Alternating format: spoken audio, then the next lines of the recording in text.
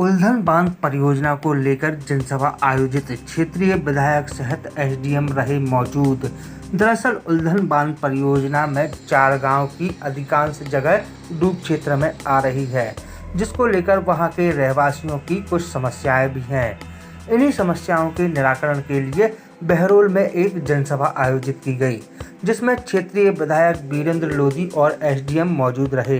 बैठक में प्रमुख रूप से मुआवजा राशि सहित कई मुद्दों पर चर्चा हुई।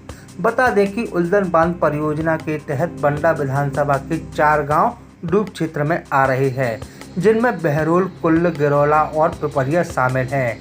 कुछ दिनों पहले यहां के ग्रामीणों ने विरोध जताते हुए जल सत्याग्रह भी किया था, जिसके बाद क्षेत्रीय विधायक की अनुशंसा पर बैठक आयोजित की गई। ये इनकी जो समस्याएं हैं उसके संबंध में बुलाई गई थी और जिसमें 3 बिंदु महत्वपूर्ण निकल के आए। एक तो 3-4 गांव जो हैं, कुल, किरौला, पिपरिया और बहरोल, जहां की जमीन लगभग 90% डूब रही है।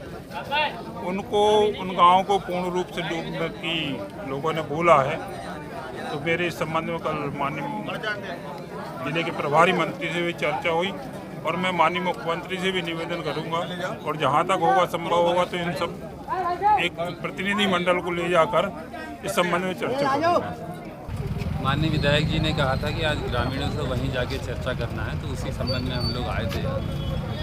पहले भी ग्रामीणों की जो समस्याएं वो सुनी है, आज फिर उन्होंने वो विषय फिर से अवगत कराए। तो कुछ विषय जो हमारे स्तर के हैं उसका समाधान हम लोग गांव में शिविर लगा के करेंगे। अगले हफ्ते से हमारे गांव में अलग अलग दिन को, अलग अलग दिनांक को शिविर लगेंगे और जो पेमेंट के इशू में पेमेंट नहीं हो पा रहे हैं किसी कारण से, उनका हम वहीं गाँव में समाधान करेंगे।